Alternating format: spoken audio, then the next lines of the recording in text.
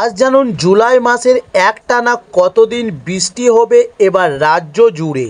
তার আগে আমাদের চ্যানেলে নতুন হলে চ্যানেলটি সাবস্ক্রাইব করে সঙ্গে থাকুন। চলুন শুরু করি। এবার দফায় দফায় বৃষ্টি চলছে গোটা বঙ্গ জুড়ে, ফলে তাপমাত্রা কম থাকলেও ভাবসা গরম থেকেই যাচ্ছে। সকাল থেকেই আকাশ মেঘলা, রৌদ্রের দেখা নেই জেলা পুরুলিয়াতেও। এদিন জেলা পুরুলিয়ায় সর্বোচ্চ তাপমাত্রার পারদ থাকতে পারে 31 ডিগ্রি সেলসিয়াস এবং সর্বনিম্ন তাপমাত্রা পারদ থাকতে পারে 25 ডিগ্রি সেলসিয়াস বলে জানা গিয়েছে আবহাওয়া দপ্তরের সূত্রে।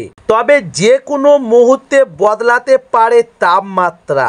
তবে নিম্নচাপের জোরে বিক্ষিপ্তভাবে বৃষ্টি চলছে দক্ষিণবঙ্গের জেলায় জেলায়। ভারী বৃষ্টি হতে পারে পুরুলিয়া ও ঝাড়গ্রামে। তবে কলকাতা সহ জেলাগুলিতেও হালকা থেকে মাঝারি বৃষ্টির সম্ভাবনা রয়েছে এবং পূর্ব মেদিনীপুর ও হাওড়া, হুগলি এবং উত্তর 24 পরগনা, দক্ষিণ 24 পরগনা ও বাঁকুড়া, পূর্ব বর্ধমান এবং পশ্চিম বর্ধমান, সঙ্গে বীরভূম ও মুর্শিদাবাদ এবং নদিয়ার সব জেলাতেই কম বেশি বৃষ্টির সম্ভাবনা রয়েছে গোটা জুলাই মাস জুড়ে। তবে বৃষ্টির সিলসিলা তারপর থেকে বাড়তে পারে আবহাওয়া, পাশাপাশি বৃষ্টির দাপট বাড়তে পারে উত্তরবঙ্গেও।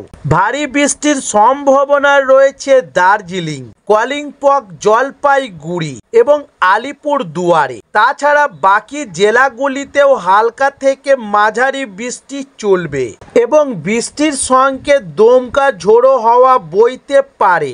ভারী বৃষ্টির সতর্কতা জারি করা হয়েছে জলপাইগুড়ি, আলিপুরদুয়ার। তবে কোচবিহারে আপাতত বৃষ্টি কমার সম্ভাবনা নেই। তাপমাত্রা স্বাভাবিকের চেয়ে কম থাকবে বলে জানিয়েছেন আবহাওয়াবিদেরা। ফলে এবার আবহাওয়া অফিস জানাচ্ছে যে গঙ্গায় পশ্চিমবঙ্গের নিম্নচাপ অবস্থা করছে। তার জোরেই এবার পুরো জুলাই মাস ধরে তুলকালাম চলবে বৃষ্টির। তবে উপকূলীয় অঞ্চলে বন্যার আশঙ্কা রয়েছে।